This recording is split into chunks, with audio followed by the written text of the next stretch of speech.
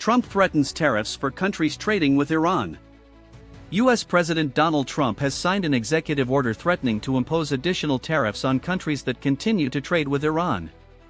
The order, issued on Friday, does not specify the rate that could be imposed, but uses 25 as an example. It says the tariff could apply to goods imported into the U.S. from any nation that directly or indirectly purchases, imports, or otherwise acquires any goods or services from Iran. Trump has not directly commented on the order but reiterated no nuclear weapons for Iran when speaking from Air Force One on Friday night. It comes as talks continue between senior US and Iranian officials in Oman, following several weeks of threats from both sides. Trump threatened a 25 tariff of countries doing business with Iran earlier this year, in a post to Truth Social. On January 12, he wrote, effective immediately, any country doing business with the Islamic Republic of Iran will pay a tariff of 25 on any and all business being done with the United States of America.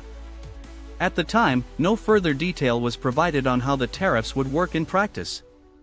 The White House said that this latest executive order reaffirmed the ongoing national emergency with respect to Iran and noted that the president may modify it if circumstances change.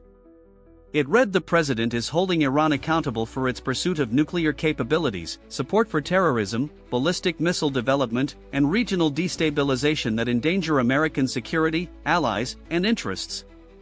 Separately, the U.S. State Department announced on Friday that it was sanctioning 15 entities that have traded in Iranian-origin crude oil, petroleum products, or petrochemical products. There was no immediate comment to either announcement from Iran, which is already subject to extensive sanctions imposed by the U.S. and other Western powers over the country's nuclear program. Tehran insists this is entirely peaceful and has repeatedly denied accusations by the U.S. and its allies that it is seeking to develop nuclear weapons.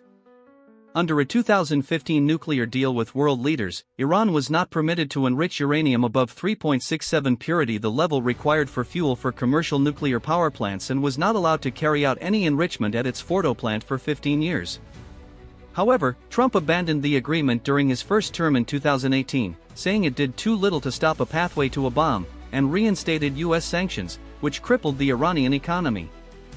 Those measures affecting oil exports, shipping and banks included secondary sanctions on countries trading with Iran. Tehran retaliated by increasingly breaching restrictions under the deal, particularly those related to the production of enriched uranium. Last year, the UN reimposed economic and military sanctions after the UK, France and Germany accused the country of continued nuclear escalation and lack of cooperation. Despite sanctions on certain products and industries, there are still more than 100 countries that trade with Iran.